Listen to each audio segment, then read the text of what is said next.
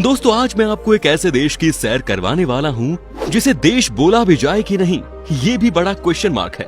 खैर हमें तो जगह घूमने से मतलब है। आपको बता दूं कि ये प्लेस वर्ल्ड के मोस्ट ब्यूटीफुल जगहों में से एक है। जी हाँ, यहाँ दुनिया के हर कोने से लोग छुट्टी मनाने आते हैं साहब। यहाँ आप जितनी मौज मस्ती कर सकते हैं वो कहीं और सोच भी नहीं सकते। दोस्तों इस जगह का नाम है हांगकांग। तो आज हम आपको डिजिटली हांगकांग की सैर करवाने वाले हैं। आपको यहाँ के बारे में रोमांचक जानकारी भी देंगे और साथ ही आपको बताएंगे कि अगर आप हांगकांग जाने का प्लान कर रहे हैं तो आप इंडिया से कैसे वहाँ पहुँच सकते हैं और कम से कम पैसों में कैसे इस खूबसूरत जगह की सैर करके आ सकते हैं। तो दोस्तों इस वीडियो को आप अंत तक जरूर देखिए, क्योंकि हर बार की तरह इस बार भी आपको बहुत मजा आने वाला है। तो सबसे पहले आपको बता दें कि ये पीपल्स रिपब्लिक ऑफ चाइना का स्पेशल एडमिनिस्ट्रेटिव रीजन है, जिसकी आबादी है तकरीबन 75 लाख। हांगकांग 1104 स्क्वायर किलोमीटर में फैला हुआ है और यहाँ की डेंसिटी है 7140 पर किलोमीटर। यहाँ की 100% आबादी अर्बन है, यानी कि शहरी ही है। दोस्तों हांगकांग एक आइलैंड है जो कि चाइना का पार्ट तो है ही, लेकिन यहाँ की पॉलिसी बहुत अलग है, जिसे हम वन कंट्री टू सिस्टम कहते हैं। आपको बता दें कि हांगकांग की अपनी सरकार है और इनका खुद का इकोनॉमिक सिस्टम है।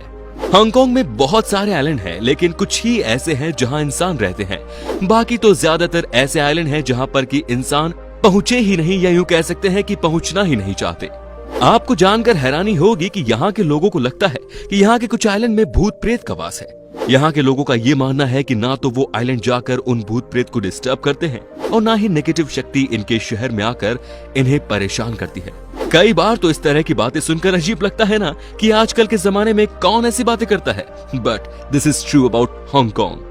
दोस्तों आपको बता दूं कि हांगकांग पर तकरीबन 150 साल से ज्यादा तक अंग्रेजों का राज था। जी हाँ, इंग्लैंड और चीन के बीच 1841 में लड़ाई हुई, जिसमें इंग्लैंड ने चीन को हराते हुए हांगकांग का अधिकार अपने पास रख लिया। लेकिन 1997 में हांगकांग को इंग्लैंड ने आजाद कर दिया। वैसे इस दौरान अंग्रेजों ने हांगकांग को एशिया का एक बहुत बड़ा व्यापारिक केंद्र बना दिया था। हांगकांग का जो नाम है वो एक चीनी नाम है, जिसका मतलब होता है वेरी स्पेशल, जो कि ये देश भी है। लेकिन शायद ही आपको पता होगा कि हांगकांग का हिंदी अर्थ भी है। जी हाँ, और वो है सुगंधित बंदरगाह। वैसे यहाँ पर इस तरह का कोई बंदरगाह है या नहीं, ये तो नहीं पता भाई। दोस्तों मैंने आपको पहले ही बता दिया था कि ये हांगकांग बहुत अलग है, क्योंकि ये चीन और इंग्लैंड के बीच है। ग्लोब में नहीं बल्कि अधिकारों के मामलों में हांगकांग में डेमोक्रेसी है। यहाँ के लोग अपने मतों का इस्तेमाल करके सरकार चुनते हैं, लेकिन इन सरकारों के पास बहुत नियम कंट्रोल होते हैं, जैसे कि बिजनेस डेवलपमेंट एंड कल्चर। लेकिन जब बात आती है सुरक्षा की तो वो चीन के कंट्रोल में है। और आजकल तो बड़ा विवाद चल रहा है भाई, वो भी इस बात को लेकर कि चीन अब पूरी तरह से हांगकांग को अपने कब्जे में रखना चाहता है, जबकि हांगकांग के लोग चीन के साथ जाना नहीं चाहते।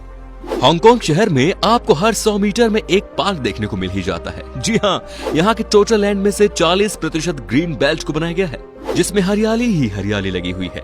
सब इन पार्क्स में आते हैं और कुछ ना कुछ एक्टिविटी करते हुए आपको दिख ही जाएंगे। दोस्तों आपको जानकर हैरानी होगी कि हांगकांग है तो बहुत ही छोटा शहर, लेकिन 14 फ्लोर से ज्यादा ऊंची बिल्डिंग की जब बात होती है तो यहाँ दुनिया में सबसे ज्यादा 14th फ्लोर या उससे ज्यादा ऊंची बिल्डिंग्स है। कमाल की बात है, छोटा शहर लेकिन बिल्डिंग सबसे बड़ी।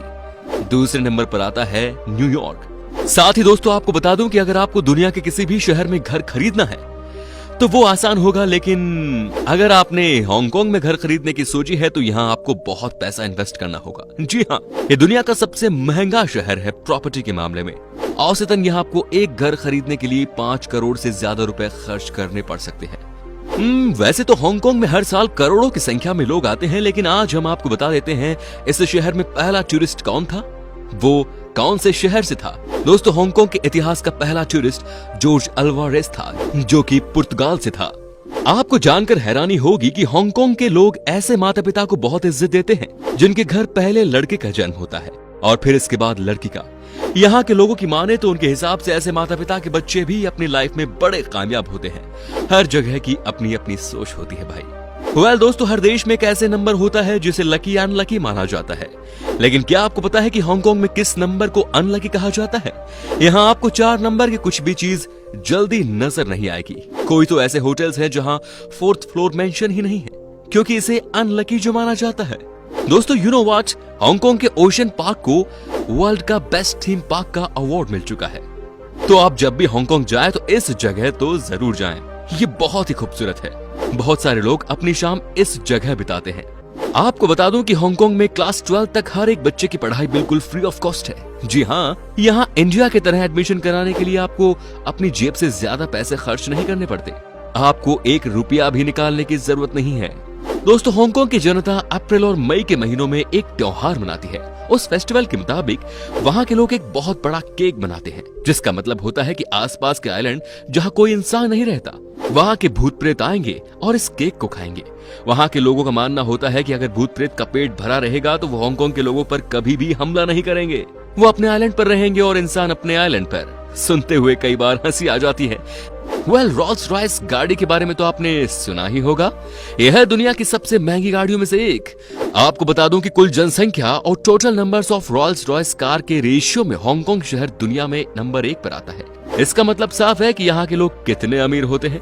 सबसे अच्छी चीज जो हांगकांग के बारे में कही जाती है और रिसर्च में पता भी चला है वो ये कि यहाँ के लोगों का IQ लेवल दुनिया में बेस्ट है। जी हाँ, यहाँ की औसतन IQ लेवल है 108। तभी तो यहाँ के लोग बड़े ही तेज होते हैं। एक से बड़ी एक खोज करने में माहिर हांगकांग के लोग। तो क्या आपको पता है कि हांगकांग की लड़कियां शादी से पहले चाहे जितनी मर्जी फ्रैंक क्यों न हो, लेकिन एक बार शादी के बंधन में बंध जाए तो बहुत लॉयल होती हैं। तो जो भी हो, हांगकांग जा रहे हैं तो वो इस बात को याद रखे कि वहाँ की लड़कियां आपके साथ फ्रैंक हो सकती हैं, लेकिन एक बार शादी होने के बाद वो सिर्फ अपने पति के बारे में ही सोचती हैं। तो दोस्तों अब हम आपको बताते हैं कि अगर आपको हांगकांग जाने का मौका मिलता है तो वो कौन कौन सी जगह है जहां आप घूमने जा सकते हैं। और दोस्तों किस रूट से जाना होगा आपके लिए सबसे आसान, वो भी हम आपको बताएंगे। Half day city tour. क्या आप यकीन कर सकते हैं कि हांगकांग में आपको ये भी सुविधा मिलती है कि आप आधे दिन में ही इस खूबसूरत शहर के दर्शन कर सकते हैं। जी हाँ, आधे दिन का हांगकांग दर्शन टूर एक बहुत जरूरी टूर होता है। इसे पहली फुर्सत में ही लेना जरूरी होता है, क्योंकि इस टूर के दौरान आपको सारी खास जगहों की तस्वीरें लेने का मौका मिल जाएगा। टूर के दौरान गाइड आपको शहर के तौर तरीकों, खास जगहों, शॉपिंग की जगहों के बारे में बताता रहेगा। बाकी दिनों में आप कहां जाएंगे, क्या करेंगे, क्या खाएंगे, कहां शॉपिंग करेंगे, इस टूर के बाद आपके लिए बहुत आसान हो जाएगा। डिज्नीलैंड। अगर आप बच्चों के साथ हांगकांग की यात्रा कर रहे हैं या आप खुद दिल से बच्चे हैं तो डिज्नीलैंड आपके लिए बना है। यहाँ की राइड्स, डिज्नी परेड और यहाँ के बाकी आकर्षण आपको मंत्रमुग्ध कर देंगे। एक बात तो मानकर ही चलिए कि अगर आप अपने बच्चे के साथ गए हैं घूमने तो इससे अच्छी जगह और कोई नहीं हो सकती। आपका बच्चा यहाँ सबसे ज्यादा मस्ती करने वाला है। Evening and dinner cruises. दोस्तों हांगकांग के विक्टोरिया हार्बर से आपको मिलेंगे हर प्रकार के क्रूजेस। क्रूज जो कि शाम में शुरू होकर देर रात तक तैरते हैं। ये तमाम तरह के होते हैं और आप इन्हें डिनर के साथ भी बुक कर सकते हैं। इन क्रूज के दौरान आपको मिलता है बेहतरीन खाना, मनोरंजन और हांगकांग को एक अलग ही दृष्टिकोण से देखने का मौका। अंत में है स्टार क्रूज। दोस्तों हांगकांग से स्टार क्रूज की सेलिंग भी होती है। अगर आप अपनी हांगकांग की इस यात्रा को और भी यादगार बनाना चाहते हैं तो स्टार क्रूज के बुक करने को भी जरूर सोचें। यहाँ आपको हर वो सुख मिल जाता है जो आप सपने में सोचते हैं। आपको बता दें कि सभी भारतीय पर्यटकों के लिए हांगकांग में वीजा ऑन अराइवल की सुविधा है। इसका मतलब है कि हांगकांग जाने के लिए किसी भी भारतीय पर्यटक को जरूरत है सिर्फ वैलिड पासपोर्ट की और उड़ान के टिकट की। यहाँ की करेंसी डॉलर है जो लगभग 9 भारतीय रुपए के बराबर है।